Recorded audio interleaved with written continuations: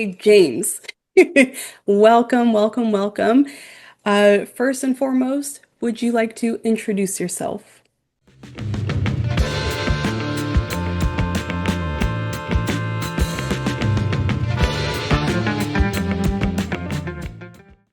Yeah, my name is James Hardin. I'm a filmmaker amongst a bunch of different things. Currently, I'm a filmmaker from East Texas, Tyler, Texas, and I am wrapping up production and post production at the same time on my no budget feature film. My first film ever. It's a feature film called Chip and Charlie: Legend of the Swamp Dragon. And it's one of those things where I've always loved movies and I've always had the ideas. Like growing up, I've had movies in my brain, and this is the first one where I finally something clicked and I said, you know what? I think I should just make it and bring it to life instead of living in the dream world, Right. let's bring it here. So that's about it. All right. Okay, so let's talk about Chip and Charlie, Legend of the Swamp Dragon. Mhm. That's a crazy name. First of Yeah. all, I when you reached out to me, I had no idea what this was going to be about, but I was like, this sounds wild. Let me let me check Yeah. this out. I've seen some clips, obviously, but for the audience here, do you want to give like a quick rundown of what the story is about?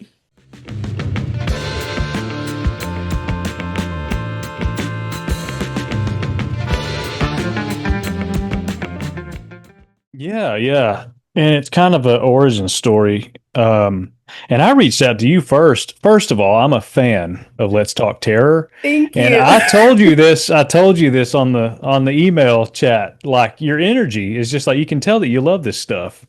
And that doesn't, not everybody carries that specific thing. So Thank you're the you. first person that I've reached out to that I don't know. And you're the first person I don't know that's seen any footage too. But so kudos to you for what you're doing, by the way. Thank you. Uh-huh. Chip and Charlie. So my brother and I, we're golly 8 years apart, 6 to 8 years apart, and we both have had this kind of creative spark in us since childhood.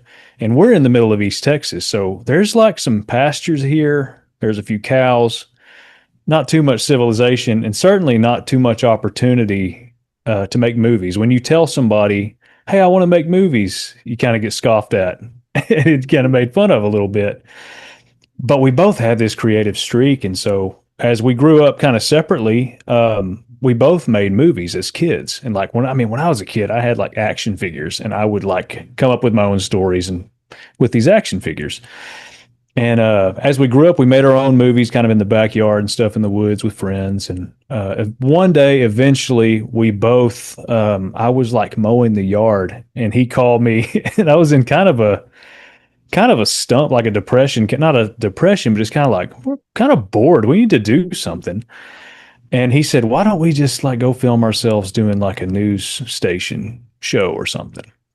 So that sounds fun. I can't grow a mustache, so we'll get some fake ones from like the little store or something. And so we literally went and we had a green screen and we just sat in front of it and we had our cell phones that we used as cameras and this other old camera and we just sat there and literally just kind of started riffing on this thing and we came up with our names pretty simultaneously, just like, what's your name? He's like, I don't know, Charlie. It's like, what about you? I'm like, I kind of feel like Chip. Let's do that. And we both just we're like exaggerated versions of ourselves, in a sense. And so we did that several years ago, and we just made some little episodes with our cell phones, posted them up on YouTube. The quality was not good, but we were having fun. We didn't really care. And just over time, it got to the point where we were getting into like 30-minute segments. Like these are episodes now. And I've always loved horror movies, always loved them. And I thought, wouldn't it be cool if we did like a Scooby Doo episode of Chip and Charlie, where like they go to some location on a trip And even, we'll have the bad guy and it'll be somebody in a mask, but it'll just be like a love letter, Scooby-Doo kind of thing.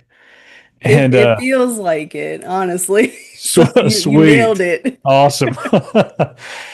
We thought of that, and I was at work. I mean, everything I paid for, like my camera, all the equipment, I've just bought it as I could. Years where I worked in a warehouse, and I mean, I was office drone, all these just different jobs and nonprofits, and acquired this stuff. But the episode, one of my jobs, there was a product and it said swamp dragon on it. I don't even remember fully what it was. And I thought, ooh, a swamp dragon. That's kind of like you automatically think of a giant lizard, Yeah. right? In the swamp.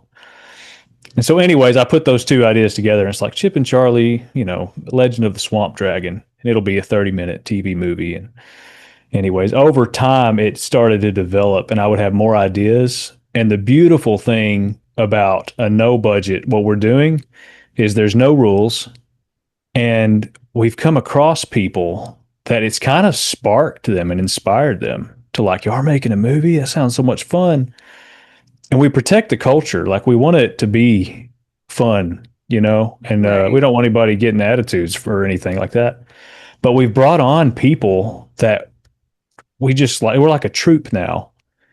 And it's made the story so much better. And that's kind of why it's developed into a feature. And it's like a love letter to and from just these scruffy artists that don't have anything. But Uh, sometimes those are the best ones though. It's always the indie people, the people with no money, the people that are just fans that make the best stuff. yes. Yeah, that's true. And horror and comedy, but particularly horror is always that's the genre of the outcast, in my Yes. opinion. It's like that and like heavy metal's another one. There's just kind of this outcast sort of thing to it. And part of my draw to it is when I was a kid, I wasn't like allowed to watch any scary movies. And I would go to the movie store. We call it the movie store. It wasn't even Blockbuster, it was just the local movie store. And I remember as a kid, I'd go into the kids section. In the corner, there was it was like this giant cardboard wall that looked like a castle, and they had fake spider webs, and it was the horror movie section. And I would walk by, and I would just kind of like peek at it, and it was intriguing to me. And I can go back now. I remember the VHS covers that I saw. I saw Evil Dead 2, that Hmm. skull that has the eyeball. I remember seeing that. Puppet Master. I just remember seeing them, and now I can look back and say, "Oh, that's what that was."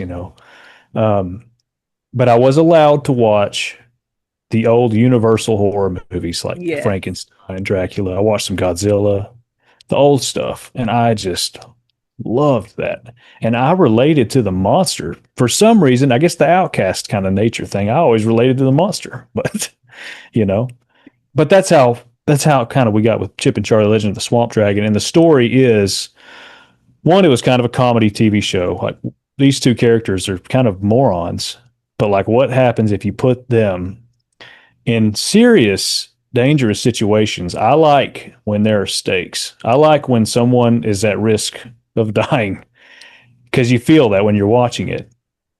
And so if you're on this side of the spectrum with the comedy and you've seen parts of it, just how silly they are. But Hmm. then you also saw another clip that's extremely, I'd say visceral, graphic. Yeah, we're gonna talk about that later. Okay. But when those worlds collide, it's like, oh man, when you have this fun comedy aspect to it and you feel for some of these characters, and you kind of feel sad for them, but you kind of love them a little bit. If one of them gets hurt and is like bleeding, it's like, oh no. You kind of feel that, you Yeah. know? And so that's something fun with every character. I really tried to make them feel like somebody you don't want anything to happen to them. Most slashers, everybody's kind of, they kind of have it coming, Yeah, you yeah, know? they're dispensable. Yeah. So you mentioned a little bit that there's a comedic aspect to this. So a lot of times with horror plus, so like horror comedies, horror whatever else, sometimes people lean toward one side or another. Do you have is there like a metric or are you just kind of swaying back and forth? Are you going to try to keep it in the middle? Is it going to lean toward one side? Tell us about that. Yeah. I think the characters, for the most part, they contain the comedy. The situations are not comedic. They're pretty horrific. So I would just say comedy lies in the characters for the most part. That's just the way that I've kind of viewed it, you know. Um, and the way that my mind works, even with the writing, I just kind of not very organized. I'm just like whatever I feel, I'm going there, you know. And I watch it. I watch it in my head before I write it, you know. And fortunately, I have my brother and I have people, you know, we kind of look at it. It's like, does this work? Does this not work? And I don't like ruining moments with, sometimes moments can be ruined with comedy or vice versa. So um, I think the important thing is staging the comedy, and the comedy is almost for the sake, there's some lightheartedness to it, but it is for the sake of if something happens, it's going to, you know, it's going to suck. It's not Yeah. going to be good. That's a good answer. I like that Yeah. answer. So Chip and Charlie, part of it takes place in a swamp. Well, in a campground on a Yeah. swamp Yeah. or in a swamp. Are you on a swamp or in a swamp? We're I in a don't know. swamp. In a swamp. In a Okay. swamp. So with swamps comes a little bit of this like creepy folklore vibe. Yeah. Yeah. Did you take inspiration from anything in particular to get us to that space? Or is that just, one of those ideas that came and stuck? I love it, just kind of stuck the swamp. It's the atmosphere, it's the setting. And it's just it has like you're saying, an eerie nature to it. There's definitely some folklore. And I did some research on some folklore, and there is I can't talk about it at all. There's a piece of it that is related to reality. Um and I'm a huge just I like supernatural stuff in general. I've got some ghost stories Mhm. myself, you know, and a cryptid story. I've got some stories, and so I love that That's for stuff. another episode. That's another one. That's another episode. Yeah. But but yeah, I'd say part of the movie is a mystery. Is it a supernatural thing? Is it a legitimate dragon? Is it a, you know, it could be. Yeah, it could be. I mean, as you said, it's got that Scooby-Doo nature to it, and I Yeah. like that. Yeah, yeah. So I saw one of these horrifying scenes. I don't know if you want to talk about that one, or if you can tell us a little bit about maybe something else that we're gonna see. You don't have to go into too much of detail, but Yeah. if you could tell us a little bit of what we might be expecting horror-wise. Yeah. Well, in general, over the course of the whole thing, I love horror movies so much. And having no budget, the cool thing that kind of the world we live in now, the stuff that Hollywood did back in like the 50s, the 60s, 70s, like we can kind of do that now. And it's cheap, you know, we can Mhm. find ways to do that. And so I literally, everything I loved about horror movies, like Jason and the Argonauts, Army of Darkness, the stop motion skeletons, Yes. I know that's on the trailer, but like that's not even the surface of like what happens in this. So if you can think of it, a slasher villain, I love Friday the 13th.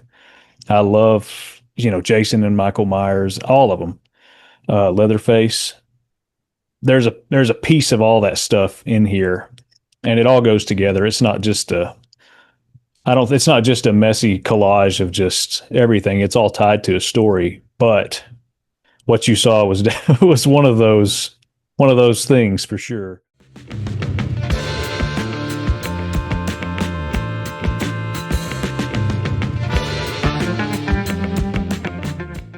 So you brought up some of the effects a little bit.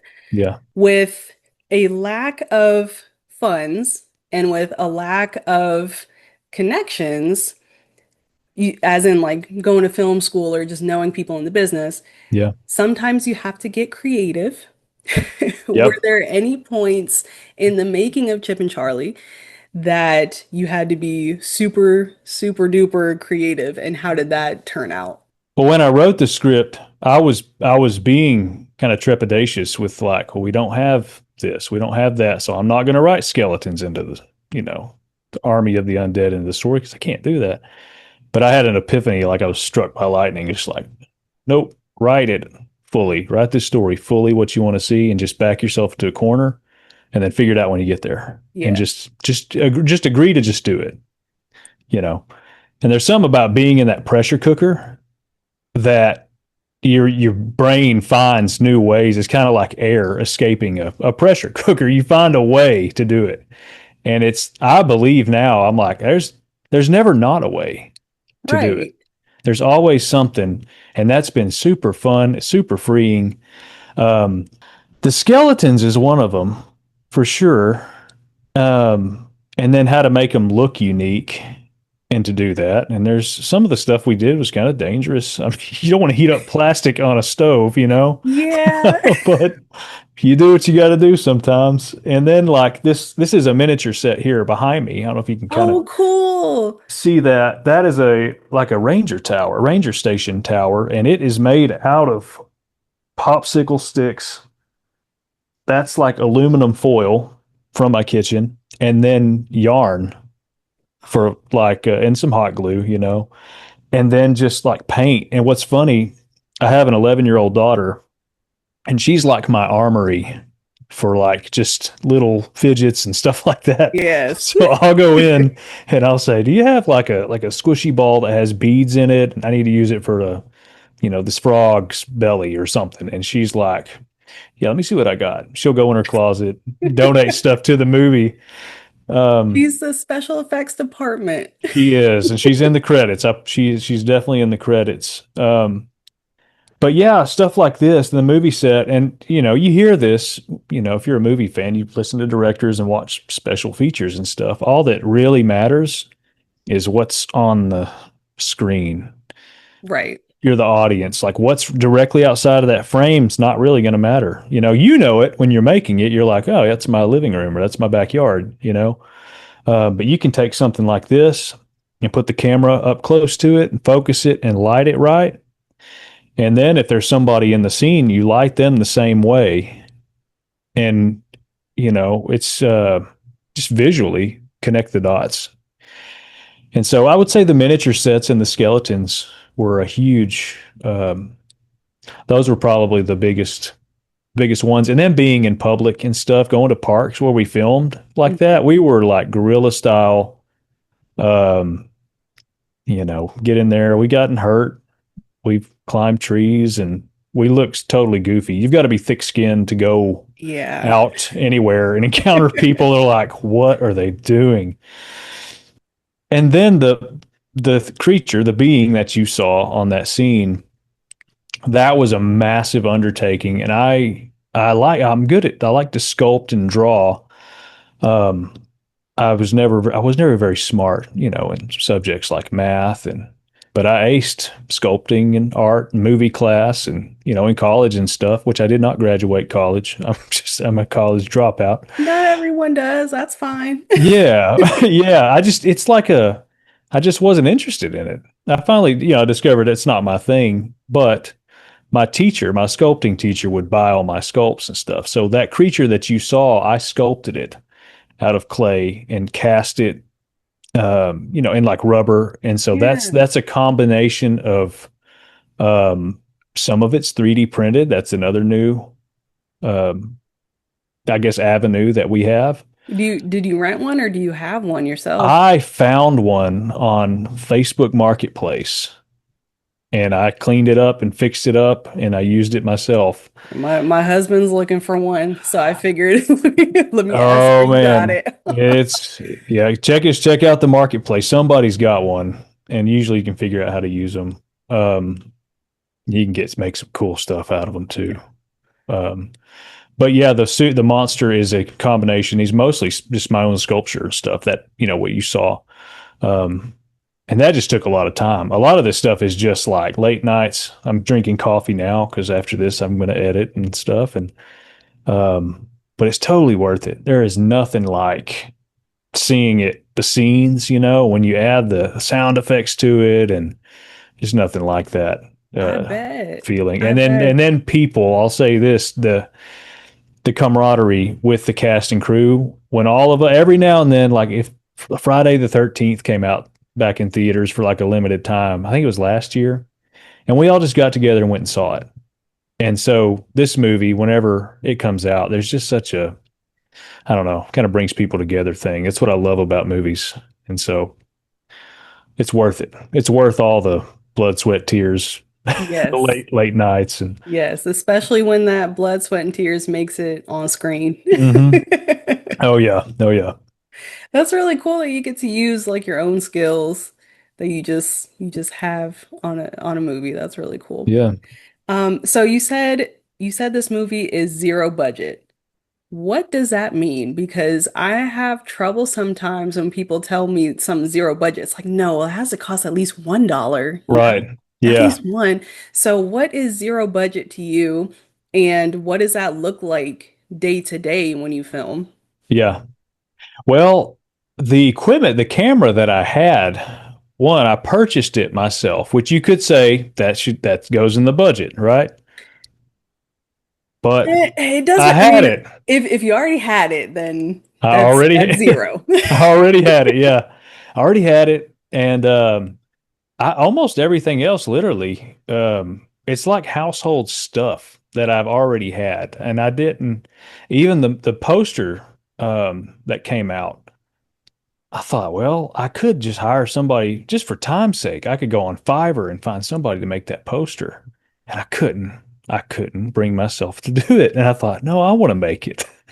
I don't, I've made it this far. I want to do it. And so I just literally I figure out how to do this stuff. Um, and plus watching so many movies, you just develop that. But almost everything is like household. It's here. There are scenes that are shot in my garage, in the backyard, friends' houses. There's some buildings that like I have friends that own just different places.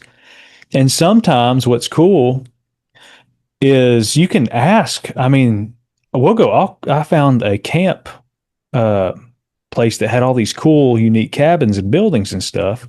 And I'll just call the owners and say, "Hey, I want to show you this trailer that I have, and we're making this movie. We're doing it no budget. Would you be willing to, let us shoot there?" And I've been met with like some people are like, "Oh, is it especially here in East Texas? It's a horror movie? No, we're not doing that. People don't like that." It's like, well, sorry, sorry for your loss. It would be really cool, but some people are like super cool and open to it. And you do go with your gut. Some people, just because they say yes, doesn't mean you can trust them. Yeah. So the whole thing is also being led by your gut in it. But we've had locations where people are like, you know what? I believe in what you're doing, and I appreciate what you're doing. Like you can shoot here and lodge here for a week for free. And Wow. like this is a true story, and it's like, what? No strings attached. So stuff like that. There have been little cool things that have opened up for us. So this is It's quite literally like zero budget. yeah, yeah, zero That's budget. wild. That Yeah, is and wild. intentionally so, because there are times when we've had money. It's like, all right, now you know, let's go save ourselves some time a little bit. But there's something about the hard work and Yeah, I mean, as you said, we've gotten this far. You got it. We yeah, can make it to the end, we zero it can. out. And there's a way to just whether it's practical or DaVinci Resolve is the editing software that I'm using, and it's free. It is free. Yep. And it's great. It's a standard, and you can do things in post and practical. You can mix them together. So there's the resources, making use of resources that are actually out there. Um, it's fun, but there's a way. There's definitely a way to do pretty much anything you can think of. You would think more people, especially in places like Texas, Yeah, East Texas, you would think more people will be up to having a horror movie film there because it's like y'all have the Texas Chainsaw Massacre and look I how know. big that is. I You don't know you it. don't want that again? Right. I know it. We filmed at the Texas Chainsaw Massacre gas station. Oh, I don't know if it's going to make it in the movie, but we went there and we filmed, and it looks the same. They've redone it to make it look like it did. Sorry, you mentioned it, but if you're ever in, I think it's Bastrop, Texas, in the middle of nowhere. It's like they have like little, action figures and toys and costumes and masks in there. It's like a little horror store. Yeah. And they have barbecue there Of as course they well. do. So you You can eat got to. barbecue. Yeah. So barbecue, yes, but do they have head cheese? That's what I'm Yeah, wondering. I know it. Yeah. You go in the back and find out, right? Yeah. Well, even if that doesn't make it into the movie itself, you could always include as a special feature or like a blooper Yeah. something. You Yeah, could for always include it sure. somehow. We do have the I mean, I footage. would if I had any bit of film left, it's being put in there because I filmed it. Right. Yeah. Yeah. And yeah, we have footage of it, and it's clean. I'm sure it'll get snuck in there somewhere. We'll put it in there. A lot of it ends up on the cutting room floor, though. It blows my mind how much footage it Yeah. does not make it. It's just a fraction that actually does make it. Yes. Um, that's another thing that we kind of do when we shoot. We shoot it as if we're shooting on film. Now, I try to make it look as if it was shot on film as well. If I could afford it, I would shoot on film, but we rehearse a lot and we try to get like two good takes. Because back in the day when you shot with film, it's you're burning through money. It's Right, not right. digital. There's infinite possibilities, and so that can be a good thing, but it can also kind of be a hindrance. At some point, you got to like just let it be what it is, because it could infinitely be better, and that's been a lesson to learn too. Is like, yeah, at some point, you just got to kick it out there. Yeah.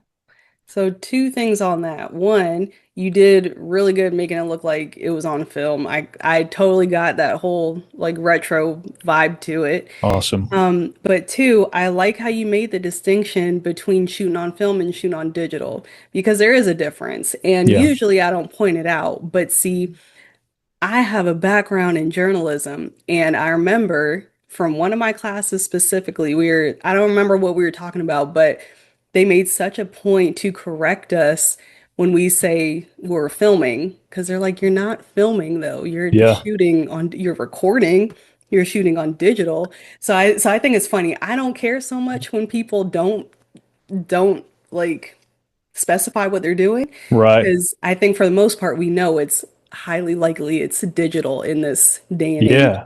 But I just think it's funny when people point it out because I'm like, yes, there is a difference actually. Right. Yeah. Recording sounds so much worse. It does. It just It sounds does. better saying you're filming because I at the end know of the it. day, it's a film, you know? I know it. I know it. It's got that beautiful look to it. I love that. I love that old school look to it. I tried really Yeah. hard to like when you watch a movie, it has like a certain quality to it. And it's like, what is that? What makes it feel like a movie? Is it the frames, like 24 frames per second? Is it the Hmm. lighting? Like, I really tried to pay attention to that and figure that out. Um, but I would go back when color grading and stuff, I would grab like a clip from an old movie or something, a similar shot that has like the trees and stuff, and I would bring it in next to one of my scenes, and I would try to match the colors and Yeah. try to make it look similar to it as I could. And you have no film school at all? Nothing, That's nothing at crazy. all. But here's a cool story. I always wanted to make movies, like I said, as a kid. And whenever I graduated high school, I thought, all right, well, I just kind of threw it up in the air, like, all right, put me in my first movie by the time I'm 28 years old. I don't know why 28. I guess it was a 10-year deal. And like, that'll be great, a little prayer or something. And I went to, we had an acting coach that just showed up into my little town. And he was like a student of Sanford Meisner, who was a famous acting teacher back in the day. And the Meisner technique. And so I was this guy's driver. I couldn't afford the classes, but he was like, hey, if you drive me to Austin and back every other week, then you just take the class. And so I got to spend a lot of time with this guy, which was cool, and do these cool acting classes and stuff. But it fell flat. I had some auditions and stuff. So I brushed it under the rug and I said, you know what? I'm going to do the school thing. Let me get a business degree. And then one day I'll make enough money where I can make my own movie. And so I brushed it under the rug, which was extremely painful and extremely dishonest. And in the midst of that, uh, get a phone call, sum it up, from Ethan Hawke, who's a actor, and he wanted to make a movie about my great uncle, who's a musician back in the 70s and 80s, named Blaze Foley. And he was never famous. He was murdered in the 80s, and his music kind of built a cult following Mm. after his death. So my family, we own the rights to that, to his music and stuff. And so, long story short, here's this opportunity that I'm like, we kind of have like a pass to get in this film set and this Right. whole situation. So I'm like, I'm in business school, like, yeah. And I called in sick for like 2 weeks straight, just total, just like, yeah, this is happening, blah, blah, blah. Anything I could do to get out of work and not get fired. I could say that now. But we Yeah. went we went to this film set. The movie's called Blaze, came out in 2018, and it was a low budget production, and it was shot in Louisiana. So we drove to Louisiana, and I was expecting big studio kind of stuff, and we get there, and it was like this old plot of buildings, and just the budget was real low, and it was this crew, and that's where I got to see how a low budget movie was made. It was like most of the time they had one camera and they would just shoot it the same scene from different angles. But I got to like hang out with Ethan Hawke and Ben Dickey, Wow. all these people, and I asked Ethan Hawke, I said, "Hey, could I be in a scene?" Like I always wanted to make movies. They were so busy, but I was like, I want to be in one scene. If you could find a place for me, that'd be so cool. And I got to help and just talk to the cast and crew and just like little production design stuff. Mhm. But he said, "Yeah, we'll find a spot for you." He's like, "Maybe we could put you in the back with a lawnmower or something." Funny, it's always a lawnmower with me. But but anyways, we ended up going and shooting at this hospital. There was an abandoned wing of a hospital that we were going to shoot at. And it was like Silence of the Lambs when we got there. They were like, no sharp objects. Be careful what you're doing with the windows. If the patients see it, it could cause a stir. And but we went and filmed in this old wing of the hospital. And my first scene ever in a movie, I was in this just for like 3 seconds. I'm a background extra, I'm an orderly, and the guy playing my uncle is singing to Chris Christopherson, the country singer, Yeah. in it. And it was just this little picture. And I was 26 years old. And so it was like that little prayer was kind of answered in that. And It's you like, made it oh, and I 2 years didn't do early. it. I didn't do it on my own. It just kind of popped into my lap. And I was like, I'm, I think I'm supposed to do this. That was kind of a wink. Yeah. No, like, and then I saw the ability to do it. I was like, okay, this ain't, it demystified a lot of it for me. And so that, I've got the poster here from the premiere, the Blaze movie. But that really sparked in me, like, okay. And so that's when I dropped out of college. And You it's said, so I know Ethan Hawke. I can drop out of college. right. Yeah. But even that, the no budget thing, like he's not seeing this at all. It was just kind of like, but it's so important for me. And that's, I think, part of the movie and even like the marketing and stuff with it is part of like the underdog thing. I am have this big allegiance and love for like the arts.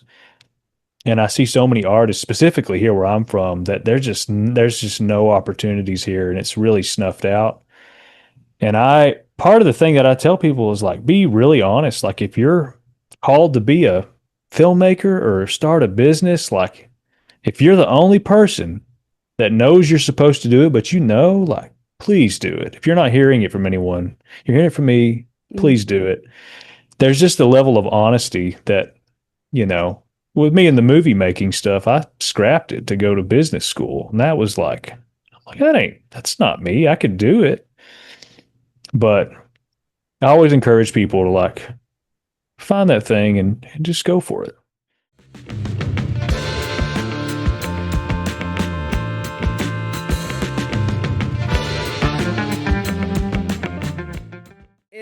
if someone only takes one thing away from Chip and Charlie, Legend of the Swamp Dragon, what would you want it to be? Both from the movie itself and I guess expanding on what you were just talking about, like go do it. I can do this. You can do Yeah. this if you're Yeah. called to it. Yeah. One takeaway. Yeah. Uh, I guess heart and humanity. I'm big on like, a lot of movies. I have a hard time going to see them sometimes because so a lot of it seems so polished and pretty. And I like having the human aspect to it, the mess ups and stuff like that. And then the movie itself, I want people to watch it and I want people to actually feel sad. There's some really sweet stuff in it, really innocent, sweet stuff in it. And I want people to feel scared and I want people to feel happy and sad and all that stuff. I just want to make space where people can go in and just feel and leave better and more full than when they got there. And I just want to encourage people. Just Am I gonna cry when I see this? there's some parts in it that get me. I don't know if it's because I made it, but there are some really sweet parts in it that's like you just won't expect it coming from a Oh, movie okay. like this. Really sweet. Yeah. Do you plan, right now you said you're doing post-production, yes? Yep. Do you plan on following up with Chip and Charlie, or is this like a one and done kind of deal? Yeah, I have a whole other movie script that is not a horror movie for them, Okay. but if they survive this movie, which they're both at risk, they might die. Okay. Okay. If they survive this movie, I have, and I mean that, I have written a sequel to it. Okay. Not out of, I'm not really a fan of, I do like sequels, but some of the stuff I thought, ooh, that character, what if this happened? And it came out of story, and I was like, this could be really cool. Got a whole theme out of it and everything. So if they survive, and I had the capacity and ability to make another one, which I'm never going to stop doing this, but I've got a script for that, and that will be the last of the Swamp Dragon. There'll just be two of them. Uh, Okay. but we have others. My brother and I have a black and white Western, just like an old school serial television show that we've written. We've got a medieval kind of fantasy world kind of deal. So we'll never run out of stuff. We have stuff in the pipeline. So Oh, that's good to hear. yeah, Good to hear. it's fun. So, where can people like me see Chip and Charlie Legend of the Swamp Dragon? When does it come out? Yeah. Where does it come out? Yeah. That's a really good question. Yeah, I'm not very organized and I just kind of follow my inspiration. I am shooting for early next year. I don't necessarily know exactly when or how, but I just felt a few weeks ago just like, all right, it's time to kick it out there. And I thought, all right. So I just kind of follow that. Part of the fun, creative art aspect of it is like sometimes you just kind of have a direction and you go that way and you usually you're met. It's like a dance. Usually it meets you. And so in the meantime, I would say follow us I was on, gonna say we should follow you on yes, Instagram for social updates. media for updates. Yeah, Instagram, Facebook, we're on TikTok and YouTube. Instagram and Facebook are really the big ones right now, but we've got so much coming out. We're doing like character reveals every week. It's kind of fun, little Q&As, just fun stuff. There's something coming out every day and reels, and we've got cast and crew just talking about a variety of things. And in October, we're going to really be showcasing a lot of the monsters and Oh, obviously good. the spooky Halloween stuff. It's a horror Yes. movie, so it's got to have some stuff. So Is there anything else you want to say about Chip and Charlie or about yourself? but people that like watch this and listen to it. Just what I said earlier. I just want to encourage people. Um, if you got a thing that you want to do, let's say go for it and do it. And yeah, be an encouragement to somebody else too. That's opened up so many doors for me in relationships that I did not think I had. Like you just believe in people and be supportive. I never had it, and so not having it the good thing about that is you get a chance to be that for other people. Right. Like no strings attached. Like I just want people to be happy and succeed. And I love creativity. You know, you can consume or you can create. And I like when people make stuff. And people's like nature and stuff needs to be shared. It's valuable and people are valuable. So I would say that to whoever's watching this. And I love horror movies and I love what you're doing. I Thank mean that. you. I'm a fan. I'm a fan and I keep up with all your stuff and uh, you keep doing what you're doing. It's awesome. I will. I'm working hard to make this my everyday job. Yeah, good. I think that's it. I think that's the thing is the consistency, but